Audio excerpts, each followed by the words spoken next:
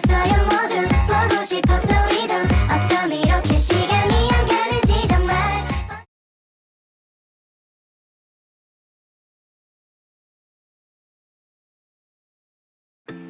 Halo semuanya, perkenalkan saya Rahmania Putri dengan NIM 2223409 dari Prodi Perpustakaan dan Ilmu Informasi Fakultas Bahasa dan Seni Universitas Negeri Padang. Di video kali ini saya akan melakukan presentasi dengan materi tujuan dan fungsi komunikasi untuk memenuhi tugas ujian akhir semester mata kuliah ilmu komunikasi dengan dosen pengampu Ibu Desri Yani Esok Ebikom. Baiklah, kita akan mulai presentasinya. Sebelum mengetahui apa saja tujuan dan fungsi komunikasi, terlebih dahulu kita harus mengetahui apa itu komunikasi.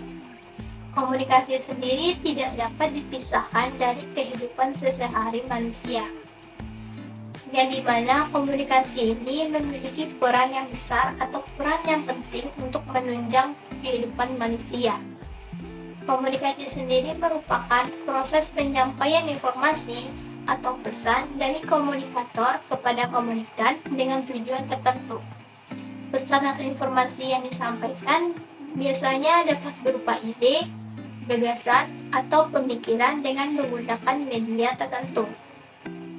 Jadi, dalam komunikasi terdapat proses yang tiap prosesnya mengandung hal atau arti yang tergantung pada pemahaman dan persepsi komunikan.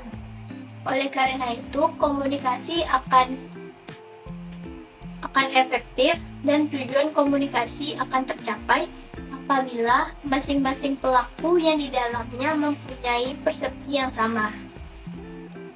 Jadi itulah pengertian dari komunikasi.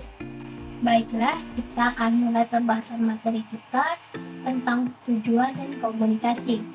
Yang pertama kita akan membahas tujuan komunikasi. Tujuan komunikasi sendiri menjadi tujuan dasar untuk tercapainya komunikasi. Upaya komunikasi yang dilakukan tentu memiliki tujuan yang menunjuk kepada hasil.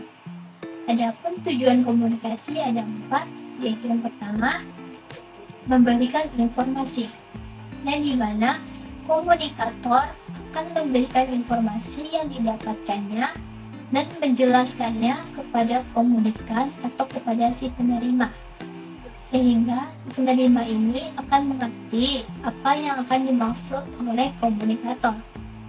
Tujuan yang kedua yaitu mendidik.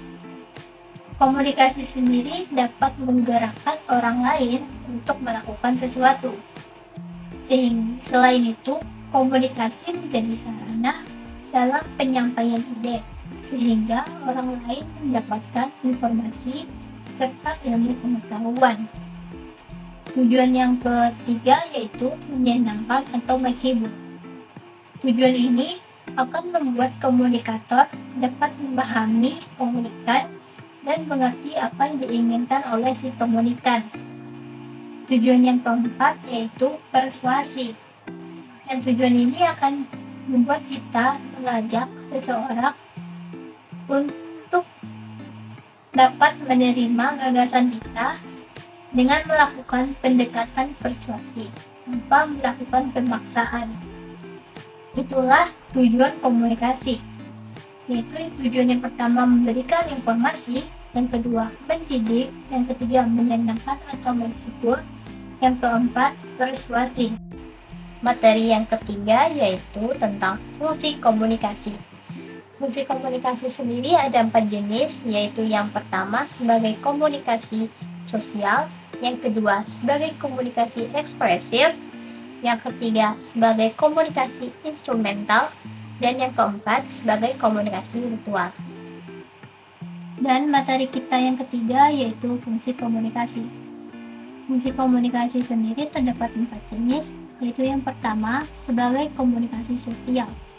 Komunikasi ini akan berfungsi untuk mengisyaratkan kita bahwa komunikasi itu penting dalam membangun konsep diri, aktualisasi diri, kelangsungan hidup, dan memperoleh kebahagiaan.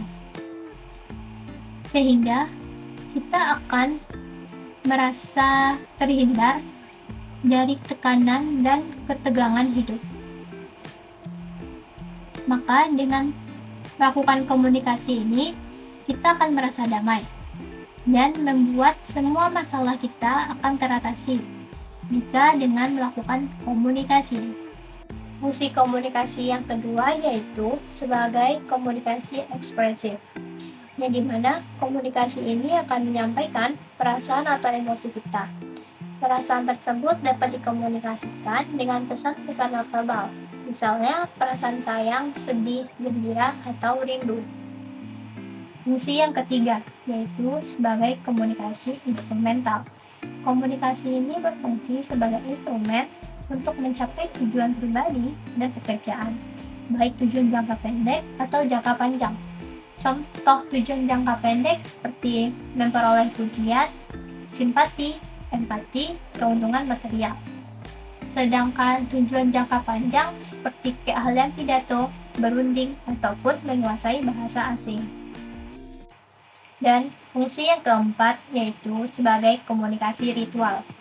Biasanya komunikasi ini dilakukan oleh seseorang dalam melakukan upacara atau ritual tertentu dengan tujuan tertentunya.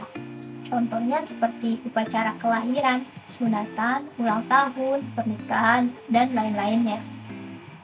Baiklah, hanya itu presentasi saya terkait materi, tujuan, dan fungsi komunikasi. Apabila ada kata atau pengucapan yang salah, saya mohon maaf. Sekian, terima kasih. Wassalamualaikum warahmatullahi wabarakatuh.